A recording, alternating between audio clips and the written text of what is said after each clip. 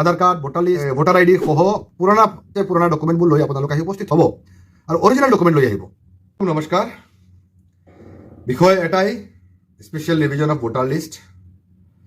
যোৱা নিশা মই এটা ভিডিঅ' আপলোড কৰিছিলোঁ আৰু সেই ভিডিঅ' আপলোড কৰি ৰাইজক সজাগ কৰাৰ চেষ্টা কৰিছিলোঁ আৰু জনাইছিলোঁ যে আজি হোজাই আৰু লামডিং সমষ্টিত ব্যাপক ৰূপত জাননী জাৰি কৰাৰ আশংকা আছে আৰু আজি ৰাতিপুৱা সেই আশংকা সত্য প্ৰমাণিত কৰি হেজাৰ হেজাৰ লোকক জাননী প্ৰেৰণ কৰা হ'ল।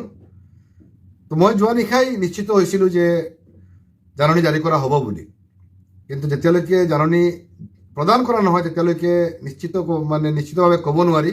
সেইকাৰণে আশংকা আছে বুলি শব্দটো মই ব্যৱহাৰ কৰিছিলোঁ। যি কি নহওক, আপোনালোকে সকলোৱে জানে যে ভুৱা আপত্তি কৰা হৈ আছে আৰু ভুৱা আপত্তিবোৰ গ্ৰহণ কৰা হৈছে নিৰ্বাচন আয়োগৰ নীতি নিৰ্দেশনাৰ বিপৰীতে গৈ এই কাৰ্যবোৰ সংঘটিত কৰা হৈ আছে। আজি আমচু জিলা সমিতিৰ এক সজাতি দলে জিলা আয়ুক্ত মহোদয়ক গৈ সাক্ষাৎ কৰিলোঁ আৰু তেখেতৰ লগত দীৰ্ঘকাল আলোচনা কৰিলোঁ এই সমস্যাবোৰ সম্পৰ্কে। নিৰ্বাচন আয়োগৰ প্ৰতিটা নিৰ্দেশনা মানি চলিবৰ কাৰণে তেখেতসকলক আহ্বান জনালোঁ, অনুৰোধ জনালোঁ। কাৰণ নিৰ্বাচন আয়োগৰ নীতি নিৰ্দেশনা এই মুহূৰ্তলৈকে সঠিক ৰূপত পালন কৰি হৈ থকা নাই বুলি আমাৰ অনুভৱ হৈছে, দৃষ্টিগোচৰ হৈছে বহু ক্ষেত্ৰত। গতিকে মই পুনৰবাৰ আমি আহ্বান জনাইছোঁ যে তেখেতসকলে যাতে নিৰ্বাচন আয়োগৰ নীতি নিৰ্দেশনা মতেহে এছাৰৰ কাম সম্পন্ন কৰে।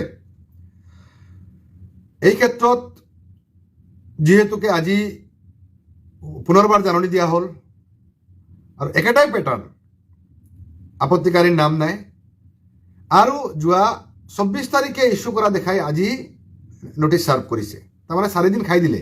7 দিন পাব লাগে নোটিছৰ, এই 7 দিনৰ ঠাইত 4 দিন খাই দিলে। 24 তাৰিখ ইছ্যু কৰি আজি 28 তাৰিখত ছাৰ্ভ কৰিলে।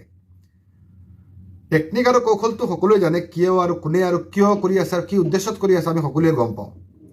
যি কি নহওক, এতিয়া আমি জিলা আয়ুক্ত মহোদয়ক এই সংক্ৰান্তত আলোচনা কৰিলোঁ আৰু হেয়াৰিং সম্পৰ্কে ৰাইজক কি কি বস্তু লৈ আহিব লাগে বা কি কি দিব লাগে সকলো বস্তু আমি আলোচনা কৰিলোঁ। এই কথা স্পষ্ট যে যিসকলে জাননী লাভ কৰিছে সকলো ব্যক্তি উপযুক্ত নথি পত্ৰ, Aadhaar card, voter list, voter ID সহ পুৰণা ডকুমেণ্টবোৰ লৈ আপোনালোক আহি উপস্থিত হ'ব আৰু অৰিজিনেল ডকুমেণ্ট লৈ আহিব। ছেট কৰি লাগিলে এক ছেট আপোনালোকে জেৰেক্স কৰি লৈ আহিব। যিসকল ব্যক্তি অসমৰ বাহিৰত আছে বা অসমৰ বিভিন্ন প্ৰান্তত আছে বা অন্যান্য ঠাইত কাম কৰিব গৈছে বা বিভিন্ন কামত গৈছে, তেখেতসকলক অনুৰোধ জনাইছোঁ যে সকলো যাতে যিকোনো মূল্যৰ বিনিময়ত আহি শুনানিত অংশগ্ৰহণ কৰক আহি, অন্যথা আপোনালোকক এবচেণ্ট দিয়া হ'ব আৰু নাম কৰ্তনৰ পূৰ্ণ সম্ভাৱনা আছে। গতিকে বিষয়টো গুৰুত্ব দি আপোনালোক সকলোৱে নিজ নিজ এলেকাত আহি শুনানিত অংশগ্ৰহণ কৰিব যিকোনো মূল্যৰ বিনিময়, স্পষ্ট কৈ দিছোঁ। 3 নম্বৰ কথাটো হ'ল যে যিসকল ৰোগী বিচনাত পৰি আছে, যাব নোৱাৰে, সেইসকলৰ উপযুক্ত মেডিকেল চাৰ্টিফিকেট লৈ, মেডিকেল নথি ডকুমেণ্টবোৰ লৈ আপোনালোকে পৰিয়ালৰ এজন লোকে গৈ উপস্থিত হ'ব আৰু শুনানিত গ্ৰহণ কৰা বিষয়াক জনাব যে মোৰ পৰিয়ালৰ অমুক ব্যক্তিগৰাকী মেডিকেলি আনফিট, তেখেত আহিব পৰা নাই, গতিকে তেখেত আছে যদি আপোনালোকে পৰীক্ষা কৰিব বিচাৰে, আপোনালোকে BLক ঘৰত পঠাই আপোনালোকে পৰীক্ষা কৰিব পাৰে।